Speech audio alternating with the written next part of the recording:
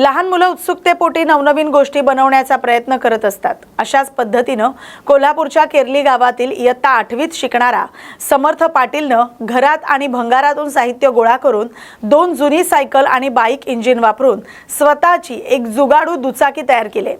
एप्रिलच्या शेवटच्या आठवड्यात सुरू झालेल्या त्याच्या प्रयोगाला महिनाभरात यश आले। खर्च कमी आणि बहुतेक साहित्य घरातून, जुना बाजार आणि गॅरेजमधूनच त्यांनी मिळवलं।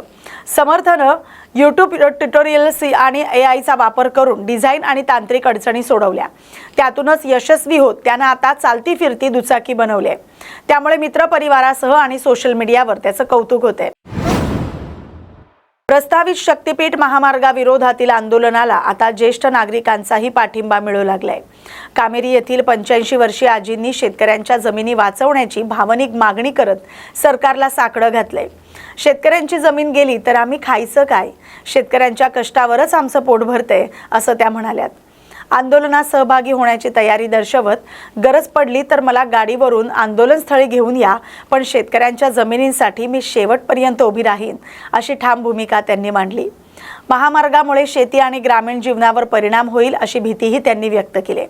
कामेरीसह परिसरातील गावांमध्ये शक्तीपीठ महामार्गाविरोधातील आंदोलन तीव्र होतोय। शेतकऱ्यांसोबत महिला आणि ज्येष्ठ नागरिक देखील मोठ्या संख्येने सहभागी होतोय। बसायला काय खाय शेतकऱ्यांना, जे काय शेतकरी जायचं आहे का इकडे लांब एवढ्या? मला गाड्या मस्त सोडली त्याची, त्याला म्हणा बंद करी सगळं, नाहीतर माझी ते वाईट नाही, त्याला घराला इकडे घेऊन या, मला गाडीवर आणा।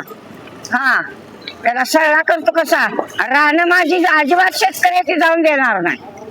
मी येतो, मला कुठं बी नेऊन दे। हो मग काय, त्याने घेऊन दिले ती रक्ताचा घास घेते ती शेतकरी, तरी रानं पिकते ती म्हणून खाते ती। कामावर जायचं आता वय आहे का आम्हासारख्याच? म्हणजे कशाला एवढं, ह्यो कशाला आला इकडं रस्ते कराय? कुठं जायचं आहे? दिल्लीला? अजिबात चालायचं नाही, काय चालून देऊ नका असा कोण, मला गाडीहून आणा इकडं। त्याला बघतो आदली मधलीची येते का नाही, मुख्य मालकाला इकडे ये म्हणाव गाव वनवा का काय म्हणायचा, झोप लागणार रात्रंदिवस, ढोर गुर माणसं मारतोच काय बाबा म्हणाव। कामावर जायला चालली बरं का, तर सगळेच राहणे गेले, कामावर कोण सांगेल? भांडी घासायचं कोण सांगेल का? म्हाताऱ्या माणसाची राहणं बंद करा म्हणाव त्याला सगळी, द्या त्याच्याकडं।